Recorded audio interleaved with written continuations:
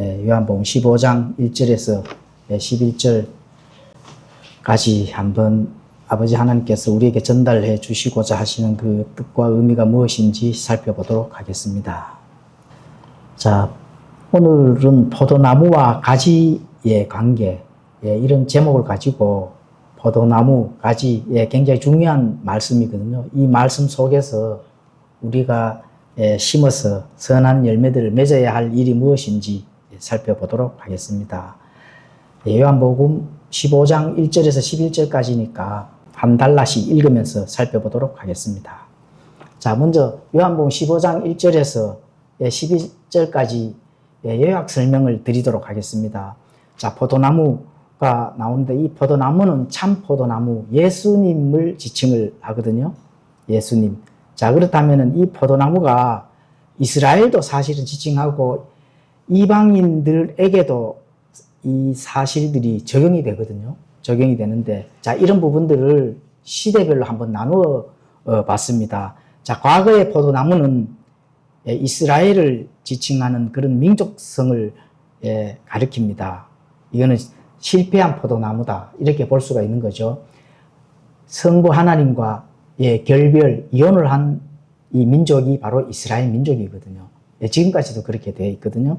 그리고 또 미래의 포도나무, 미래의 포도나무는 땅의 포도나무, 땅에 있는 민족들을 가리킨다. 이렇게 볼 수가 있습니다. 물론 계시록에 가면은 예수님께서 진노의 포도즙 틀 심판을 하죠. 땅의 모든 이 하나님께 대적한 많은 사람들이 진노의 포도즙 틀에 직접 들어가서 예수님께서 심판을 하는 그런 게 계시록에 이제 기록이 되어 있습니다. 이런 것은 세상 시스템이나 불신자들 모두에게도 지칭하는 그 포도나무가 되겠습니다.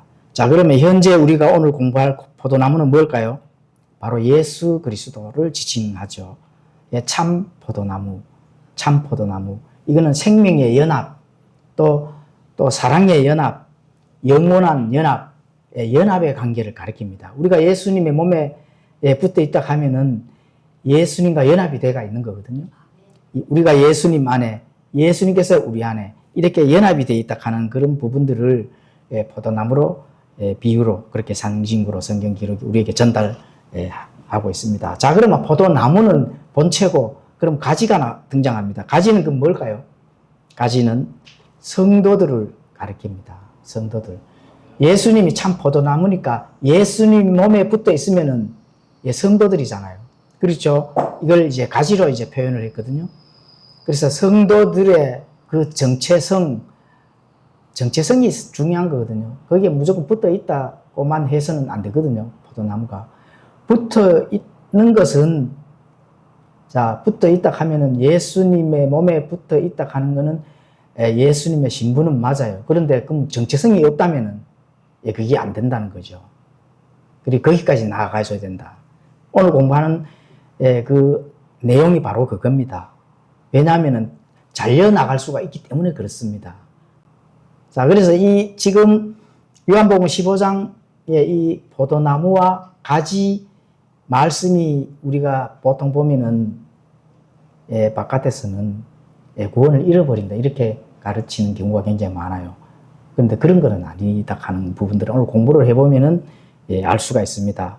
자, 가지의 본질은 스스로 생명을 만들 수가 없는 거죠. 가지가 본인이 스스로 열매를 맺고 생명을 만들 수 있을까요? 없습니다. 자, 그리고 그리스도인은 그리스도와의 연합, 성령님을 통해 교제를 한다 하는 그런 부분들을 알 수가 있습니다. 가지가 포도나무에 매달려 있다면은, 그렇죠. 이것을 그대로 교리적으로 적용을 한다 하면은 연합되어 있는데 성령님을 통해 교제를 매일 한다. 이런 부분들. 그리고 교제를 매일 하게 되는데 뭐 구원을 잃어버릴 일이 뭐 있을까요? 그렇죠. 그래서 잘려나간다 하면은 어떤 거에 적용을 할까요? 교제를 안 하기 때문에 잘려나가는 겁니다. 우리가 이거를 이제 비유를 통하지 아니하고 교리로 바로 전달을 한다 하면은 성령님과 나와의 어떤 그런 이 관계가 끊어졌다. 이렇게 볼 수가 있는 거거든요. 자, 그래서 자, 이 1절에서 11절까지 안에의 그 문맥 안에 보면은 거하다 하는 말씀이 나옵니다. 거하다. 자, 그러면 거하다의 의미는 뭘까? 그리스도와 지속적인 교제를 통한 그분의 생명이 우리를 통해 흘러나간다는 겁니다. 그래서 우리가 예수님 안에 거한다 하면은 예수님의 생명, 예수님께서 주시는 그 진리들을 우리를 통해서 어떻게 돼요? 바깥으로 드러나는 것을 말씀하는 거거든요. 드러난다 하면 뭐가 드러날까요? 성품도 드러나고 성령의 열매도 드러나고 그 열매가 드러난다는 거거든요. 그래서 열매가 드러나는 것을 통해서 많은 사람들이 바깥에 그것을 확인하고 볼 수 있고 또 예수 그리스도의 연합이 실제적으로 바깥으로 드러나는 것을 가지고 지금 말씀을 하는 겁니다. 드러나지 않는다 하면은 그건 본인만 알고 있는 거죠. 그거는 그리스도인으로서 있을 수가 없는 일입니다. 반드시 열매가 드러나야 된다. 그것이 바로 포도나무, 참 포도나무에 달려있고 또 예수님 안에 거한다 하는 그 의미가 동격이다 하는 거. 그래서 오늘 공부를 하게 됩니다. 자, 그러면은 신앙생활 하는 것이 감정이 신앙생활일까? 감정이 신앙생활이 아닙니다. 감정이 아니고 하나님께서 요구하는 것은 열매를 요구하는 거거든요. 그렇죠. 그래서 우리가 어떻게 하나님께 증명을 할까? 감정을 증명을 이 될까요? 열매가 증명이 될까요? 열매가 증명이 되는 거거든요. 그래서 열매를 잘 맺고 풍성하게 맺고 또 질 좋은 열매를 맺기 위해서 하나님이 하시는 일이 뭘까요?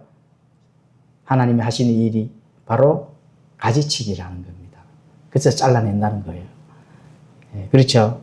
그리고 가지치기 하게 되면은 열매가 맺어지는 그 가지는 하나님과의 교제가 자꾸 깊어지고 또 은혜와 긍휼이 풍성하게 담아 놓을 수 있는 그런 관계가 된다는 거죠.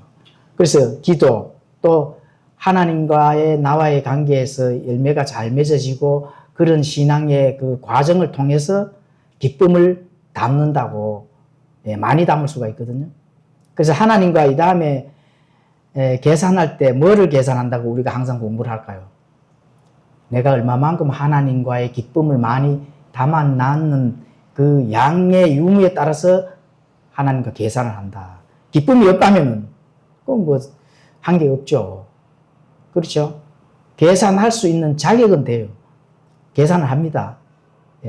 그런데 얼마만큼 하나님과의 계산을 많이 하는가는 내가 얼마만큼 하나님과의 기쁨을 관계 속에서의 기쁨을 많이 담았는가 이 유무가 바로 그 계산에 된다, 어카운트 된다 하는 그런 걸로 이제 연결이 된 겁니다. 자, 농부가 또 등장하죠. 농부는 아버지가 하시는 일이 되겠습니다. 그래서 더 많은 열매를 맺기 위해서 아버지는 가지치기를 한다. 이렇게 이제 보시면 되고. 자, 가지치기를 하시게 되면은 풍성한 열매를 맺기를 하나님은 원하십니다. 그리고 또 더 좋은, 질 좋은 열매를 맺기를 이제 원하시는데, 원하시는 것이 아니라 그렇게 자동적으로 열매가 맺어집니다. 사실은. 왜냐하면은 맺어질 수밖에 없거든요. 그거는 하나님이 하시기 때문에 그런 거거든요. 그런데 가지치기를 당하는 사람은 때로는 본인 자신도 물론이고 또 옆에 있는 가지들도 사실 고통스럽습니다. 고통이 올 수밖에 없거든요. 그래서 옆에 죽은 가지가 잘려나가는 것을 봤을 때 본인도 겁이 나잖아요. 그렇죠?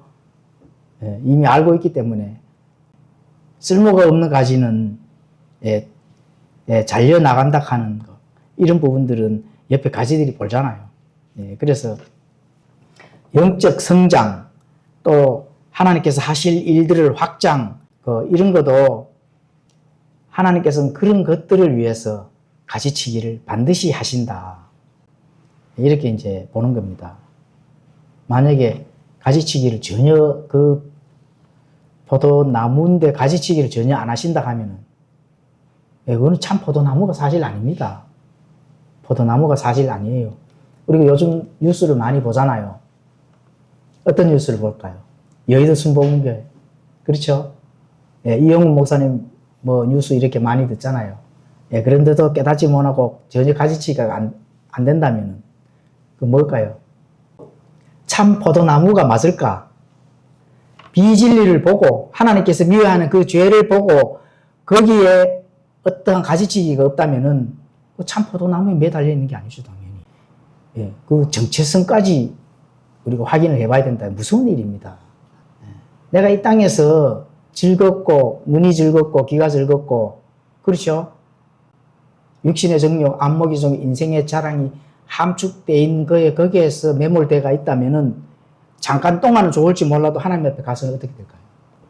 예, 나의 정체성이 예수님의 생명과 연결도 안 돼 있다. 그 영원히 끝나는 거죠. 아, 그런 게 두려움이 안 올까? 예, 이런 거 보면은 정말로 이 누룩에 대한 이 중독성은 정말 무섭고 두렵습니다. 그렇죠? 예, 그런 것들을 우리가 사실 뉴스를 듣고도 깊게 고민을 해 봐야 될 그런 문제점이 되죠. 예, 그렇습니다.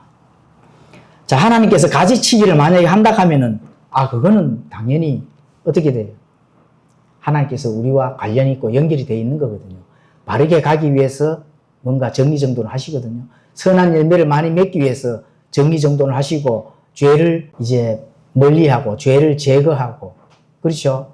물론 바른 믿음을 통해서 많은 사람들이 깨닫게 된다 하면은 회개를 통해서 돌이키는 거죠. 그런데 전혀 그런 게 없다. 오늘날은 전혀 그런 게 없잖아요, 사실. 굉장히 그런 뉴스를 접했을 때는 굉장히 두려움이 옵니다. 지금 저도 늘 이렇게 주위에 대구의 대형교회가 그런 이 대형교회 목사가 어떤 그런 여성도와의 그런 교회도 몇 군데 있습니다. 엄청 대구에 한 3번째 가는 교회입니다. 10,000명 모이네 하는 그런 교회거든요. 그런 교회인데도 또 불구하고 깨닫지를 못하고 있으니 참 답답할 그런 일이 되겠습니다. 하나님께서 그런 거는 당연하게 가지치기를 하시겠죠. 근데 안 한다면 그 문제가 있습니다. 자, 열매의 목적은 하나님께서 왜 열매를 요구를 하실까?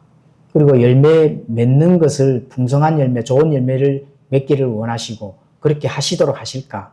그게 바로 성도의 목적과 동격이기 때문에 그렇습니다. 열매는 내가 먹을 수 있는 게 아니거든요. 내가 열매를 먹고 내가 먹는 게 아닙니다.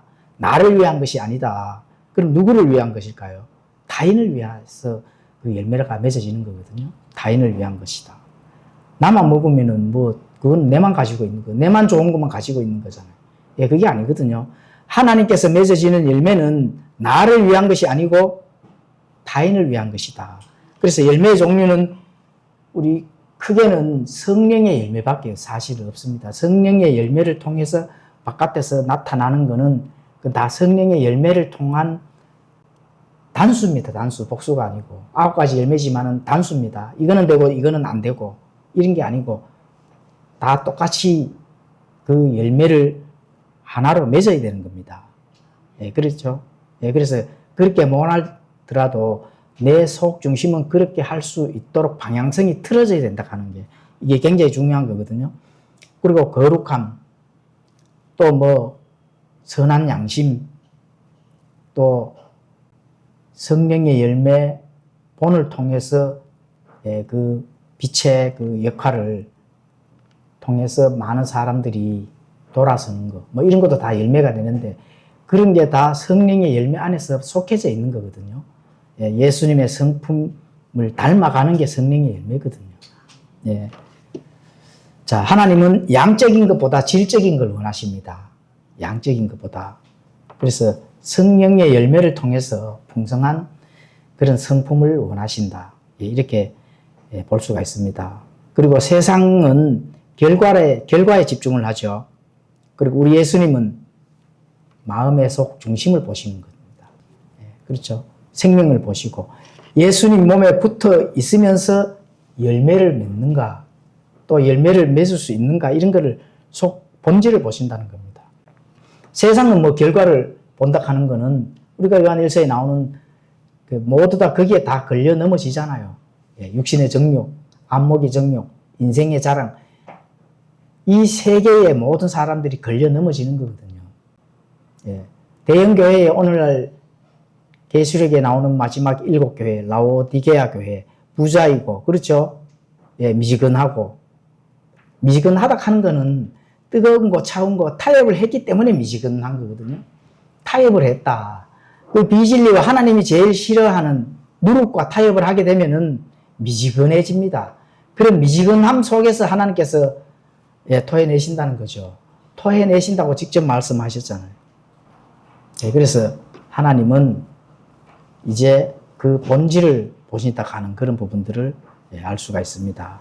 자, 그러면 본문을 통해서 우리가 한번 살펴보도록 하겠습니다. 요한복음 15장 1절에 가보시면은 나는 참 포도나무요 내 아버지는 농부라. 내 안에 있으면서 열매를 맺지 아니하는 모든 가지는 그분께서 제거하시고 열매를 맺는 모든 가지는 깨끗하게 하사 그것이 더 많은 열매를 맺게 하시느니라. 네, 그렇죠. 자, 예수님은 포도나무에 락하는 그런 상징성이나 그림자가 아닙니다. 나무라고 이렇게 나무의 그 본체는 생명이 있기 때문에 열매를 맺는 거거든요. 예, 그 생명을 지금 말씀하시는 거거든요. 그 본질을 말씀하신다. 자, 그래서 세상에 뭐 나타나는 철학을 믿는다든지 종교적인 형식을 갖춘다든지 또 인본주의적인 게 얼마나 많아요. 인본주의적인 거라 해서 그냥 사람의 생각으로 악한 것이 아니거든요. 뭐 맞는 것 같아요. 맞아. 근데 하나님께서 주시는 예수님께서의 생명에서 나타나는 그 진리의 본질과는 안 맞을 수가 있다는 거예요. 사람의 생각은 맞을 수 있어요. 그런데 그 본질을 모른다면은 예수님께서 어떤 그 생명을 우리에게 요구하시고 전달을 하시는 건가 이런 걸 볼지를 못한다는 겁니다. 그게 바로 인본주의적인 거라는 거예요. 그래서 이런 것을 노력을 통해서 하는 것은 모두 그림자밖에 되지 않는다. 그렇죠. 그런데 예수님의 그 참 포도나무는 진정한 생명을 얻는다는 겁니다. 진정한 생명. 그 생명을 얻는다 하는 것은 예수님께서 주시는 그 영양, 수액을 먹고 자동으로 어떻게 돼요? 열매를 맺는 겁니다. 내가 맺는 게 아닙니다. 예수님의 참 포도나무에 매달려 있다면은 그 수액을 먹고 있다면은 열매는 자동적으로 맺는다는 거예요. 지금 그 말씀을 하시는 거거든요. 자, 농부이신 하나님 아버지는 포도원의 주인으로서 우리의 삶을 다듬고 지키시는 분이십니다. 포도원의 주인이 농부로 지금 표현이 되어 있거든요. 그래서 다듬어 가신다는 거예요. 하나님께서 직접 같이 거하시면서 바깥에 보이는 식으로 거하시면서 그렇게 하시는 것이 아니라 말씀을 통해서 그렇게 이제 우리를 다듬고 또 지켜주신다. 이런 부분들을 알 수가 있습니다. 그래서 우리의 삶의 목적은 내가 잘 되는 것이 아니고 세상이 우리를 통해서 또 그리스도를 보고 생명을 얻게 하는 거다. 그게 본질입니다. 그렇죠. 그래서 우리를 보는 것이 누구를, 세상 사람들이 누구를 본다고요? 예수 그리스도를 보게 된다. 그런데 요즘은 사실 그런 진리들이 많이 사라졌습니다.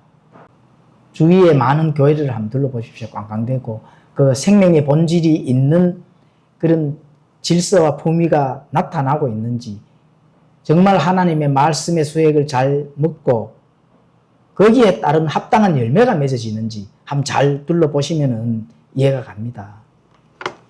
그래서 가지치기 없는 열매는 그 질이 다릅니다. 그래서 농부이신 아버지 하나님께서는 반드시 가지치기를 하시게끔 돼 있다. 그렇죠. 그렇게 우리가 지금 요한복음 15장 1절의 문맥이 우리에게 전달해 주고 있습니다.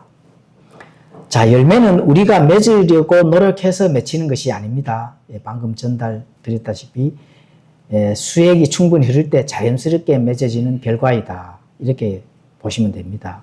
그래서 이 수액, 영양분, 이것은 예수 그리스도의 생명인데 그거는 바로 말씀이다.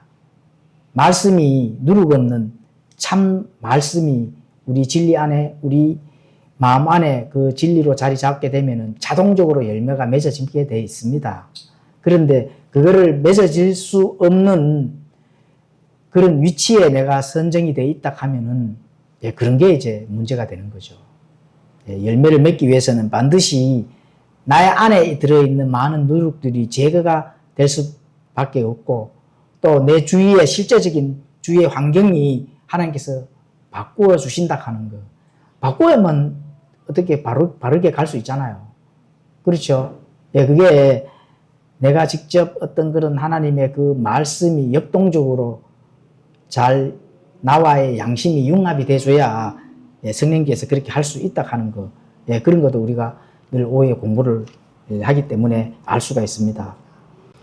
자, 그래서 성도의 1차적 책임은 열매 자체가 아니라 연결 상태를 잘 점검해야 됩니다. 내가 바르게 수액을, 말씀의 진리를, 그렇죠, 먹기 위해서 지금 현재 잘 연결되어 있는지, 내가 어떤 말씀을 먹고 어떤 열매를 맺기를 그 과정을 가지고 있는지 그걸 점검을 사실 잘해야 됩니다. 농사도 그렇잖아요. 다들 뭐 농사를 안 지어 보셔가지고 또 알 수는 없지만 어찌됐든 영양분이 풍성한 비료를 주게 되면 잘 자라잖아요. 그렇죠?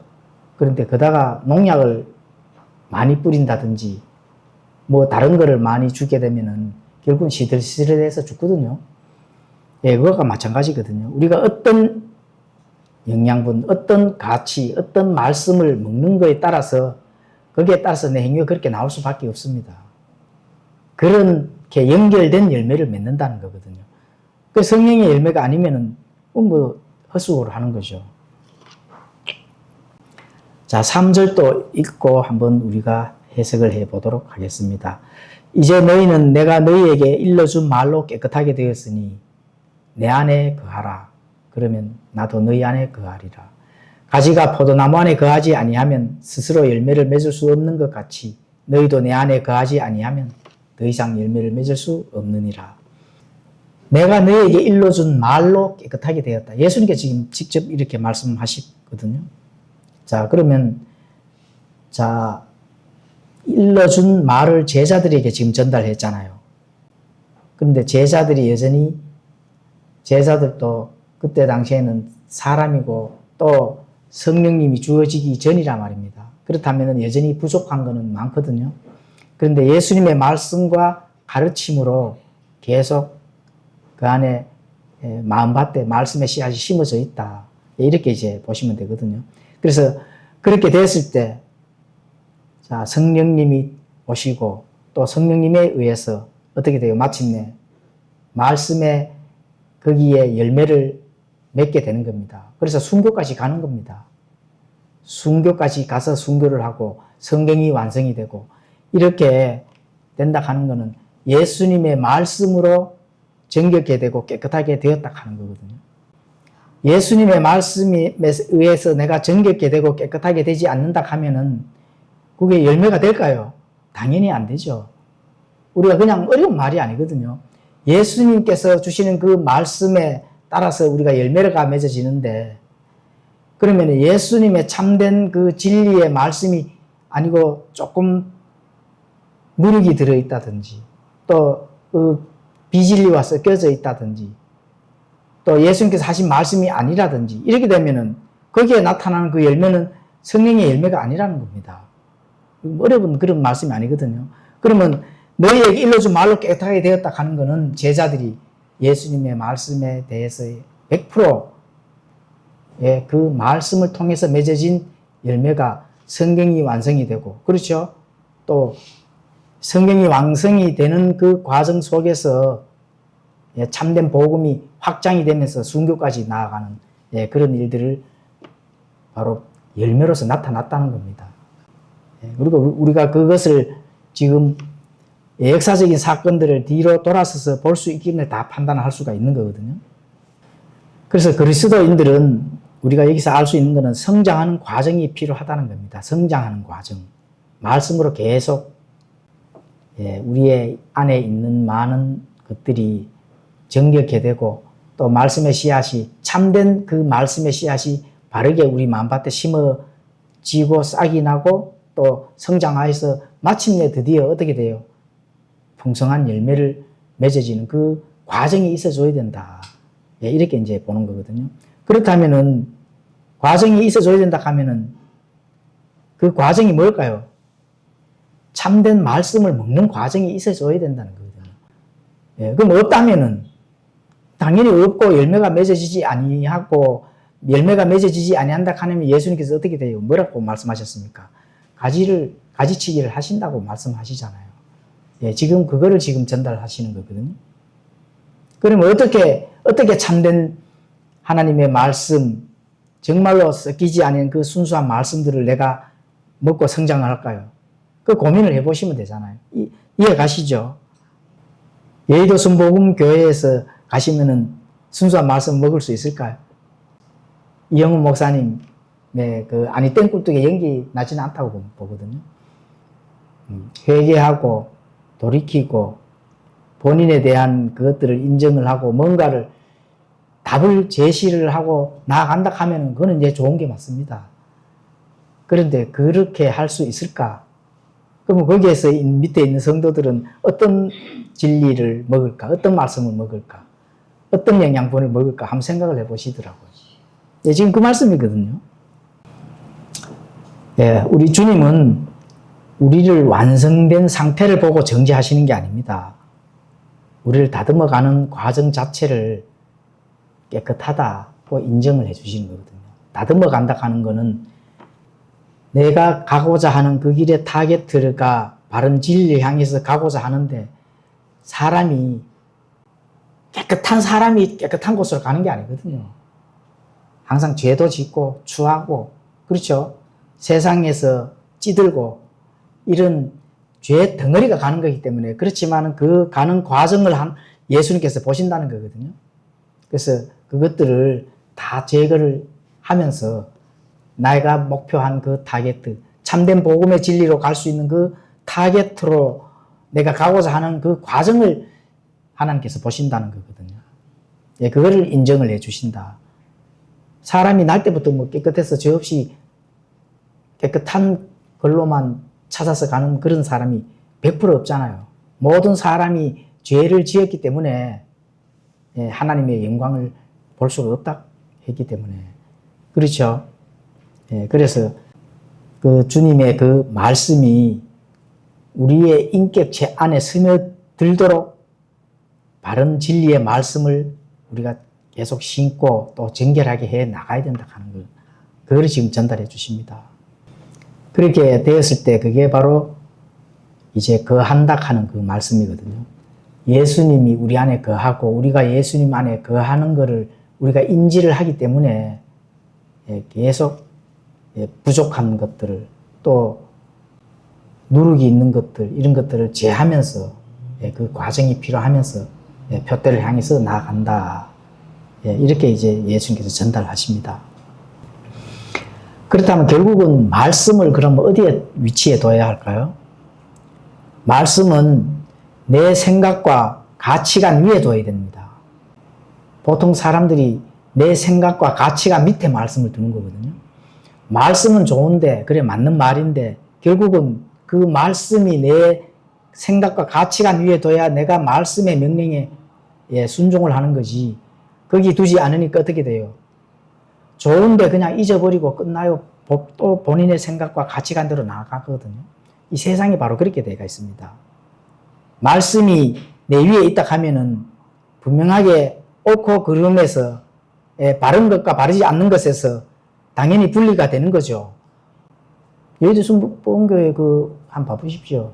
뉴스가 나왔으니까 말이지만은 옳은 거가 그런 것을 그냥 불신자들도 봤어도 압니다. 불신자들도. 그건 어떻게 될까요? 말씀이 내 밑에 있기 때문에 그렇게. 말씀을 짓밟고 있다는 거예요. 절대로 거기에 회개나 인정을 하지 않는다. 그 말씀이 내가 말씀 위에, 그죠? 내 발 아래에 말씀을 두고 말씀 위에 내가 있는 거거든. 그게 말씀이 내 위에 있어서 내가 말씀에 의해서 정결하게 되어야 되지. 그렇죠? 내가 말씀 위에 있어서 말씀이 변개가 되어서 말씀이 사람 손에 의해서 변개가 되어야 됩니까? 그게 있을 수 없는 일이죠. 그래서 그런 부분들은 반드시 하나님께서 가지치기를 하신다. 이렇게 보시면 되는 겁니다. 자, 5절도 읽도록 하겠습니다. 나는 포도나무여 너는 가지니라. 사람이 내 안에 거하고 내가 그 안에 거하면 바로 그 사람은 많은 열매를 맺나니 나 없이는 너희가 아무것도 할 수 없느니라. 사람이 내 안에 거하고 내가 그 안에 거하면 서로 상호적인 관계가 되겠습니다. 예수 그리스도는 항상 생명을 어떻게 돼요? 공급하는 쪽이거든요. 생명을 공급하는 쪽이다. 열매를 맺지 못하는 것은 예수 그리스도, 예수님께서 우리에게 주시는 그 생명의 공급이 부족해서가 그런 게 아닙니다. 우리가 그분을 받아들이는 마음의 태도나 자세나 공간이 부족해서 그렇습니다. 공간이 부족하다 하는 것은 내 머리 안에 들어있는 것이 과연 얻은 게 더 많이 들어있을까? 내 이 전두엽 안에 예수님의 순수한 말씀이 많이 들어있을까? 아니면은 내가 삶 속에서의 지금까지 상관없는 것이 많이 들어있을까? 이걸 보시는 거거든요. 그래서 상호의 관계에서 예수님의 말씀이 들어왔다 하면은 반드시 어떻게 돼요?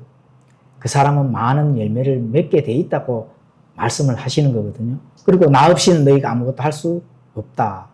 이렇게 바로 결정을 내려주시는 겁니다. 나 없이는 아무것도 할 수 없다 하는 것은 예수 그리스도가 영적 생명의 유일한 근원이라는 것을 지금 강조를 합니다. 타협을 하지 말라는 거거든요. 예수님께서 주시는 그 생명의 진리의 말씀들 외에 다른 것과는 누룩과는 타협하면 안 된다. 거기에 뭔가 있는 것처럼 해서 타협을 해서 거기에서 뭔가 얻으려고 하지 말라는 겁니다. 유일하다. 나 없이는 너희가 아무것도 할 수 없다 하잖아요. 그렇죠? 생명의 유일한 근원은 누구라고요? 예수 그리스도다. 거기에 전적으로 우리가 매달려 있어야 된다 하는 거. 그것이 바로 예수님께서 지금 전달하고 계십니다. 자, 6절도 읽겠습니다. 사람이 내 안에 거하지 아니하면 가지처럼 버려지나니 가지처럼 버려져서 시드나니 사람들이 그것을 모아 불 속에 던져 태우느니라. 사람이 내 안에 거하지 아니하면은 가지처럼 버려진다는 거거든요. 그리고 시들고. 근데 사람들이 그것들을 모아 불 속에 던져 태운다 하네요. 이게 좀 이해가 안 가죠. 자, 교회 안에서 우리가 신앙생활 하면서 주일, 성수, 봉사, 헌신 이런 거 많은 활동을 합니다. 그런 활동을 하는 것에서 내가 예수님께 증명을 하려고 한다. 외적 증거가 되겠죠. 그러면 외적 증거로 예수님께서 인정을 해주시면 좋은데, 그게 인정이 될까? 그런데 그게 잠시 동안 내가 그렇게 하는 행동 속에서 뭔가가 되는 것처럼 풍성하게 보이는데, 예수님께서 그렇게 말씀하시는 게 아니거든요. 생명적 연합이 없다면은 그 열심은 결국 시들어서 소멸된다는 거거든요. 결국은 시들어서 소멸되는데 그 시들어서 소멸되는 것이 누가 본다고요? 사람들이 보고 있는 겁니다. 사람들이. 여의도 순복음교회에 지금 이영문 목사의 이 주제가 세상 사람들이 보고 있는 겁니다. 그럼 세상 사람들이 여의도 순복음교회 이영문 목사님 칭찬하실까? 어떻게 돼요? 모아서 불 속에 태운다는 거죠. 사람들이 태운다, 사람들이. 지금 그 말씀을 하고 있는 거거든요. 거기에서 무슨 하나님의 하나님의 일이 확장이 될까요? 사람들이 2만, 3만 모이면 하나님의 영적 일들이 확장이 되는 건가요? 신앙의 외적 신앙은 크잖아요. 순복음교회. 그렇죠. 교회 활동도 크고, 장로들도 한 1000명씩 이래 되고, 거기에 과연 생명이 연합이 되어 있을까 고민을 해보면 됩니다. 자, 그래서 그것들을 모아 불 속에 던져 태우는데 그것들은 사람들이 불 속에 던져 태운다는 거예요. 자, 그렇지만 사람들이 그것들을 모아 불 속에 던져 태운다 하는 거는 하나님이 모르실까요? 당연히 알겠죠. 그래서 주님께서 불법을 행하는 자들을 철저히 골라내시고 하나님의 공적인 심판임을 알려주시는 겁니다. 누가 알려줄까요? 불신자 입을 통해서 알려준다는 거예요. 그렇죠. 그럼 결국은 심판은 누가 할까요? 하나님이 하신다는 거거든요. 불 속에 던져서 태우는 건 사람들이 던져진다 하는 그 사람들의 그 환경 속에서 기록이 나타났지만 어쨌든 심판은 공적인 심판은 하나님께서 하신다. 그 이런 불 속에 던져진다는 거죠. 예, 그렇죠. 7절 또 읽도록 하겠습니다. 너희가 내 안에 거하고 내 말들이 너희 안에 거하면 너희가 원하는 바를 구하라. 그러면 그것이 너희에게 이루어지리라. 말씀이 내 삶의 의사결정권자가 된 상태를 의미합니다. 내 말들이 너희가 내 안에 거하고 내 말들이 너희 안에 거하면 어떻게 돼요? 너희가 원하는 바를 구하라 하는 거거든요. 이거는 뭘까요? 말씀이 내 삶에서 의사결정을 말씀해 준다는 거거든요. 예, 그런 상태에 놓여 있는 거. 이거를 지금 말씀하는 겁니다. 말씀이 거하는 사람은 자신의 뜻을 구하는 기도를 멈추고 주님의 뜻이 내 안에 흐르는 기도를 한다. 우리 신앙생활에서 기도를 하잖아요. 예, 그렇죠. 자신의 뜻을 구하는 기도가 아니라 주님의 뜻이 내 안에 흐르도록. 왜냐하면 내 말이 너희 안에 거하면 너희가 원하는 바를 구하라 하는 거거든요. 그래서 기도가 응답받는 것은 우리의 기도가 주님의 말씀과 일치가 됐을 때 당연히 그건 응답이 올 수밖에 없습니다. 말씀과 일치가 되는데 응답이 없을까요? 있을 수가 없는 일이죠. 왜냐하면은 하나님의 말씀은 살아있기 때문에 그런 거거든요. 살아있는 인격체에서 그 말씀 속에서 그거와 융합이 된 그 기도가 나왔을 때 응답이 안 될 수가 없습니다. 그래서 응답이 안 된다 하면은 우리의 기도를 듣지 않으시기 때문에 그렇습니다. 그래서 듣지 않는다 하는 것은 하나님의 능력이 부족해서가 아니라 말씀의 통제가 없는 기도, 또 마음의 죄를 가지고 돌이키지 않는다면 당연히 뭐 거기에 응답이 있을 수가 없는 거죠. 상식적으로 맞잖아요. 그렇죠? 내가 뭔가를 하나님께 요구를 하고 기도를 한다 하는 것은 내 육신의 정욕, 안목의 정욕, 인생의 자랑 안에 속해져 있는 내용인지를 한번 고민을 잘 해보시면 됩니다. 말씀을 부지런히 우리가 많이 담아놓으면은 당연히 거기에 분별의 능력이 들어갑니다. 분별할 수 있는 그런 능력이 생기는 거예요. 그러면 내가 정말 육신의 정욕, 안목의 정욕, 인생의 자랑, 신앙생활 속에서도 그렇습니다. 세상 속에서도, 세상의 환경 속에서도 그렇지만 내가 신앙의 여정의 자치 속에서도 육신의 정욕, 안목의 정욕, 인생의 장이 들어있는지 확인을 해봐야 된다는 거죠. 그래서 그런 것들이 분별을 꼭 하셔서 기도를 한다면은 내 말이 너희 안에 거하면은 너희가 원하는 바를 구하라 하는 거거든요. 그렇죠? 기도를 통해 나를 드러내려는 것이 아니라 말씀을 통해 나를 다듬어 가고 있는지 그 본질부터 한번 생각을 해보시면 되거든요. 그게 바로 기도의 응답의 지름길입니다. 말씀을 통해서 나를 다듬고 있느냐, 아니면은 뭔가 기도를 통해서 하나님 앞에 내가 드러내서 그 응답을 받고자 하는 건지, 이런 부분들을 지금 예수님께서 바로 정답을 지금 전달해 주신다. 이렇게 볼 수가 있습니다. 그러면 그것이 너희에게 이루어지리다. 이렇게 말씀하시는 거거든요. 자, 8절도 읽도록 하겠습니다. 너희가 열매를 많이 맺는 것, 이것에 의해 내 아버지께서 영광을 받으시나니 이로써 너희가 내 제자가 되리라.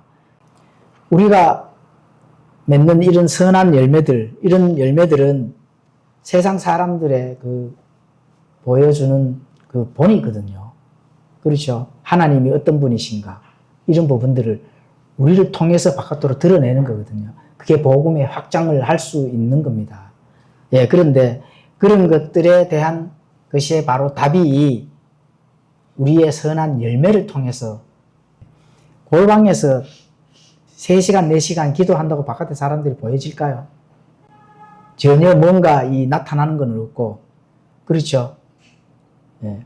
그게 안 된다는 겁니다. 내가 삶의 여정, 신앙의 여정 속에서 나타나는 본을 통해서 하나님의 복음이 확장된다 하는 거. 이걸 지금 전달해 주시는 거거든요. 제자들이 지금 그 길을 갖는 거고요. 진리가 아니면 타협할 필요성이 전혀 없습니다. 비진리는 그냥 버려버리면 되거든요. 누룩도 버려버리면 되고. 그렇죠. 그렇게 돼서 하나님께서는 움직이신다. 움직일 수밖에 없도록 우리가 진리에 입각해서 신앙의 여정을 가야 되면 하나님께서 사실 움직이는 거 맞습니다. 그렇죠. 자신의 복음의 그 확장을 해야 되는 그 일들을 통해서 우리가 열매가 바깥으로 드러나야 된다 하는 게 안 움직이시겠어요? 나는 움직이신다. 이렇게 믿고 있습니다.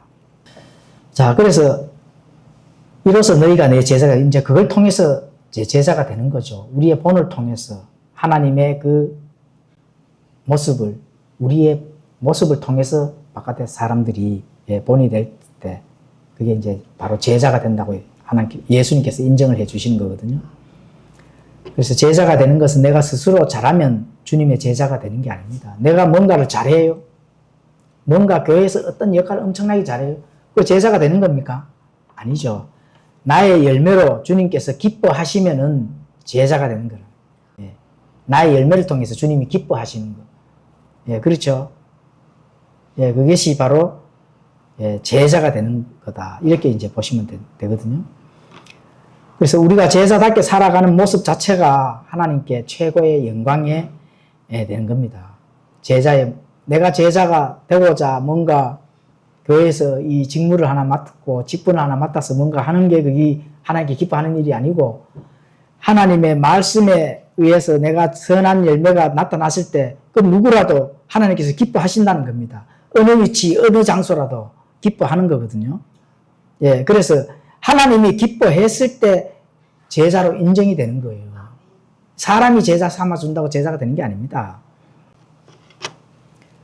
그래서 제자 되는 것이 단순히 나 개인의 성숙을 넘어 창조주와 구원자의 영광을 세상에 반사되는 거울 역할을 했을 때 그게 하나님이 기뻐하는 일이거든요. 그분은 제자가 맞습니다. 제자가 맞는 거죠.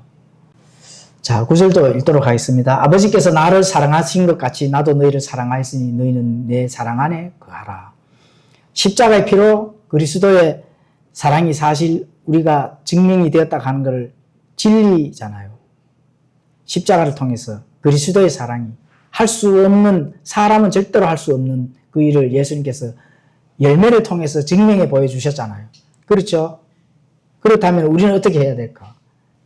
거기에 합당한 삶으로 증명해 보여야 되는 겁니다. 그게 제자의 길이거든요. 합당한 삶으로, 신앙의 여정, 삶의 여정, 합당한 삶으로 예수님께서 우리에게 생명을 통해서 생명을 주기 위해서 증명해 보였잖아요. 그럼 우리도 당연히 증명해 보여야 되지. 그래서 우리가 일방적인 수혜자가 아닙니다, 사실은. 사랑이 주는 것만 사랑이 되는 게 아니거든요. 예, 응답자가 되어야 된다. 예, 합당한 응답자, 진리의 선한 응답자가 되어줘야 된다. 예, 이렇게 이제 볼 수가 있습니다. 그래서 그렇게 됐을 때 하나님께서 영광 받으시고 기뻐하시는 것을 누가 알까요? 실제로 그 기뻐함 통해서 제자라고 인지하는 그 성도는 같이 기쁨을 담는 겁니다. 예, 그래서 신앙의 기쁨을 회복하고 하는 그 유일한 길은 우리가 기본적인 거, 또 예배라든지, 그렇죠? 서로 사랑의 교제, 진리 안에서 내 삶의 본이 또 삶 속에서, 현장 속에서 드러나는 거, 예, 이런 것까지 가주셔야 된다 하는 거. 예. 그래서 하나님의 영광이 거기에서 돌려질 때 제자가 된다. 이렇게 예수님께 직접 전달해 주십니다. 10절도 읽도록 하겠습니다. 내가 내 아버지의 명령들을 지켰고 그분의 사랑 안에 거하는 것 같이 너희도 내 명령들을 지키면 내 사랑 안에 거하리라. 명령들을 지키면, 물론 명령들을 지키라고 이렇게 명령을 했지만 맹목적인 진리를 모르고 맹목적으로 순종하는 것은 그게 바른 순종이 아닙니다. 그렇다면 어떤 게 먼저일까요? 아버지와 나와의 관계가 먼저다. 이렇게 보시면 되거든요.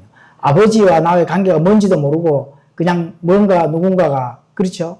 누군가 시키니까 무조건 맹목적으로 순종을 한다. 맹목적으로 아멘한다. 이렇게 해서 그것이 과연 명령들을 지키는 걸까요? 아니죠. 여의도 순복음교회 이영 목사님이 이렇게 해야 됩니다. 맹목적으로 순종하는 것이 아멘 하고 이렇게 순종하는 것이 맹목적인 거죠. 당연히.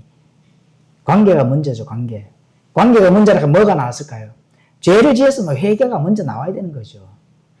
엎드려서 회개하면서 완전히 돌이키는 그 회개가 나오는 것이 먼저지 아멘이 먼저가 아닙니다. 그래서 아버지와의 관계가 굉장히 중요합니다.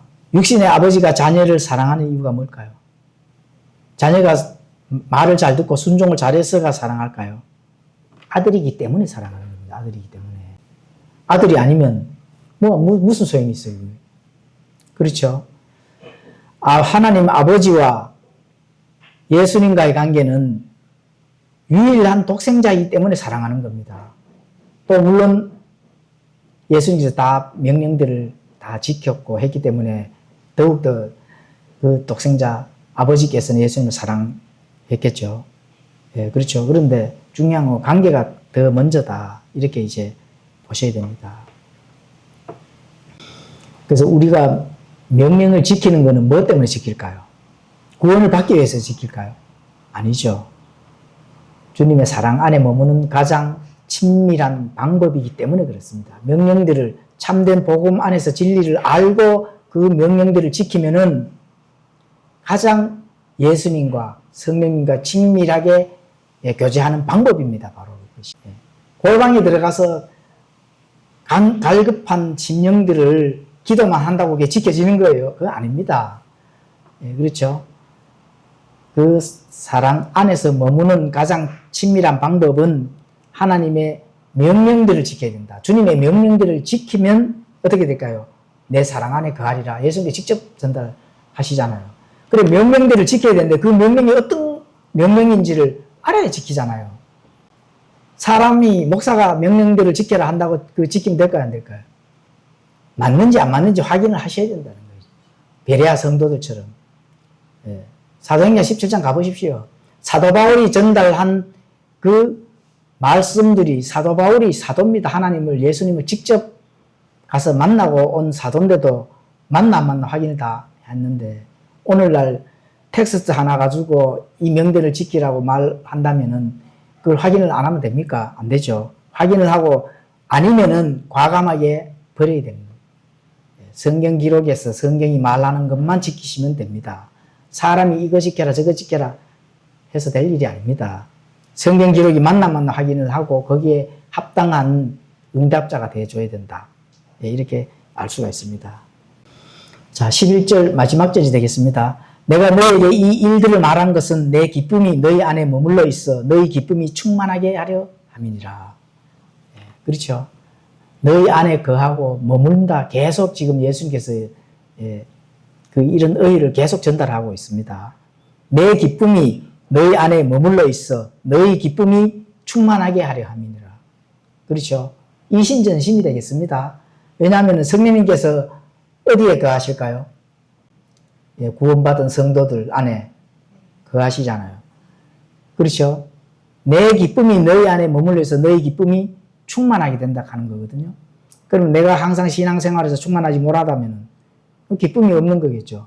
기쁨이 계속 없다면 결국 구원의 정체성도 살펴봐야 됩니다.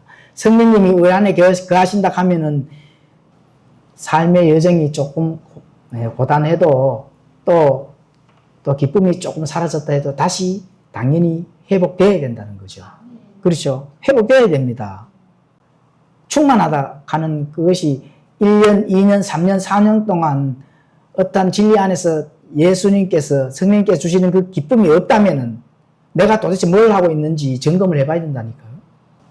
그래서 그렇게 됐을 때 주님의 기쁨과 제자들의 기쁨이 드디어 이제 완성이 되는 겁니다. 기쁨이 완성이 됐을 때 이제 이 다음에 예수님을 직접 만났을 때 카운트 하시면 됩니다. 풍성하게 계산하시면 된다고요. 그 기쁨 속에서는 고통도 있고 고난도 있고 인내도 있고 성령의 열매가 함축되어 완전히 그거 다 들어있는 거거든요. 성령의 9가지 열매가 단수가 돼서 내가 그것을 명령을 지키면서 했을 때 그 안에 그 열매가 다 들어있기 때문에 예수님과 풍성하게 계산하시면 되거든요. 그때 가서. 그렇죠? 그래서 그 기쁨은 고난도 뚫고 나올 수 있고 나의 이 땅에서 살아가는 동안에 이 고난들을 그 기쁨을 통해서 뚫고 나와야만 그 기쁨이 열매가 바깥으로 드러나는 나의 본 모습이 그렇죠. 복음의 확장의 도구로서 사용되어진다 하는 거거든요. 뚫고 나와야 되는 겁니다. 기쁨이. 내 안에만 머물러 있으면은 나만 좋아지는 거죠. 그거는 예수님 만났을 때 계산할 거리는 못 됩니다. 나만 좋고 나만 기쁘고 내만 성경 잘 알고 안 되죠. 예수님께서 이 복음은 반드시 확장이 돼줘야 된다 하는 거예요. 누구를 통해서요? 나를 통해서. 바깥에 드러나는 열매를 통해서. 그 통해서 기쁨이 내가 그 선한 열매를 맺기 위해서 많은 고난, 고통, 인내 이런 부분들 성령의 열매를 맺기 위한 그런 이 어려운 일들이 있을 거예요. 거기에서 기쁨이 뚫고 나온다 하면은 그게 예수님의 모습이 되는 거거든요. 그래서 주님은 우리가 고난 당할 때 비참하게 굴복하는 것을 원치 않습니다.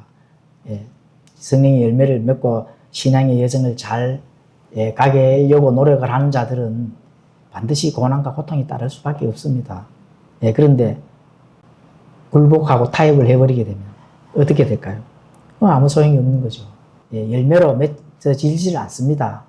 그래서 비참하게 굴복하지 말고 고난을 뚫고 인내하고 힘차게 푯대를 향해서 달려나가야 되는 겁니다. 그게 복음의 확장의 기본 원리고 오늘 이 문맥을 예수님께서 직접 전달해주는 그 문맥 속에서 포도나무와 가지의 관계입니다. 바로 이것이. 포도나무와 가지의 관계. 수액을 잘 먹으면 어떻게 돼요? 선하면 자동적으로 맺어지는데 주는데도 불구하고 받아먹지 아니하고 열매를 맺어지지 아니한다 하는 거는 그러면 잘려나갑니다. 구원을 잃어버린다 하는 게 아니에요. 구원을 잃어버리는 구원의 지금 관계를 얘기를 하시는 게 아니다. 예수님께서. 어떻게 돼요? 나무기 때문에 나무는 뭘까요? 영양에 우리가 육신이 살려가면 뭐를 먹어요? 밥을 먹어야 되잖아요. 지금 그 얘기를 하는 거거든요. 실제로 양식을 먹는 겁니다, 우리가. 그래서 하나님의 손에 붙잡힌 바 되지를 못하고 결국 끝나는다 하는 그런 부분들을 알 수가 있습니다. 이 바로 하나님과 우리와의 이 계산할 수 있는 관계를 지금 설명을 하는 거거든요. 열매는 실제로 나타나 보이는 거잖아요. 그렇죠. 구원은 내 영과 혼이 사망과 지옥에서 건져지는 거고 지금은 열매를 얘기를 하는 거기 때문에 구원을 잃어버린 거 아닌 거 맞죠? 주님은 우리가 당신의 기쁨을 공유함으로 예수님의 기쁨을 공유함으로 어떤 환난 속에서도 영혼의 깊은 곳에 가득 찬 그 기쁨을 누리기를 원합니다. 왜 누리기를 원할까요? 당연히 복음의 확장, 예수님의 성품이 바깥으로 드러났을 때 이 땅에서 하나님의 말씀과 진리가 선포되고 확장되겠지만은 예수님과의 공동 상속자로서의 그것을 이 다음에 풍성하게 받을 수가 있다. 예수님과의 공동 상속자잖아요. 뉴 테스트먼트 공동 상속자입니다.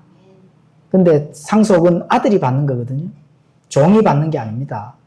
내가 종의 역할만 감당하게 열심히 종교 생활, 종교인으로서 하는 거는 그거는 종입니다. 아들은 당당하게 상속을 받을 수 있는 법적인 것이 다 하나님께서 도장을 찍어 주셨거든요.